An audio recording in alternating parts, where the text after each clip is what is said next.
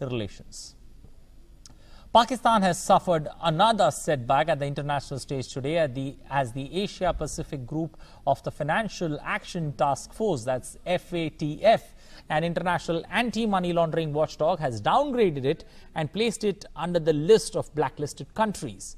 The Asia-Pacific Group, one of the 9 regional affiliates of FATF, has placed Pakistan in the Enhanced Expedited Follow-up list, also known as the blacklist, for its failure to meet its standards. Pakistan was put in the category as a non-compliant in 32 of the 40 compliance parameters. Pakistan now faces the challenge of avoiding being placed under the FATF's overall blacklist in October.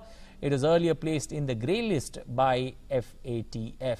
Well, for more on the story, Abhishek Jha, our correspondent, joins us on the phone line. Abhishek, good afternoon. Abhishek, give us the impact of this, it will have on Pakistan especially. And, they have time till October, but what are the avenues that are open before them? It looks like an open and shut case for Pakistan on the FATF front.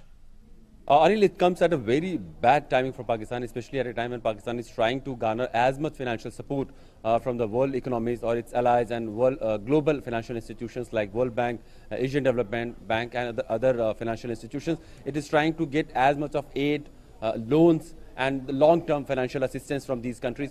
But all these countries need to check the credential of the loan that the one country who is seeking money from them, and Pakistan at a time when its credentials are being questioned at an organization of an stature of FATF is in a very bad shape, and it has clearly said that Pakistan has not done enough to counter the terror network, the trail of money that goes from various of institutions or various in form of very fake organizations in Pakistan that actually work for the financing of terror modules and terror organization, terror operatives, and the money trail is not being properly checked by Pakistani authorities.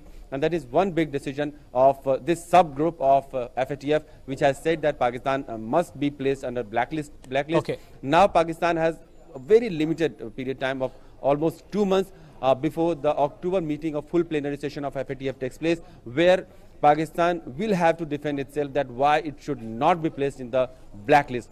One should remind our audience that in the earlier occasion when FATF meeting has taken place, Pakistan tried to defend itself that why it should be taken out from the grey list, but irrespective of Pakistan's defense, FATF did not found any merit in Pakistan's defense and said that Pakistan has not done enough and it needs to be, it needs to be placed in a grey list. And in the next meeting, if we found that Pakistan has not, mend its way in terms of terror financing, it will be put in blacklist. And that was a big decision in the last meeting, and maybe in the next meeting from 2 months from now, Pakistan will have a larger challenge to defend itself.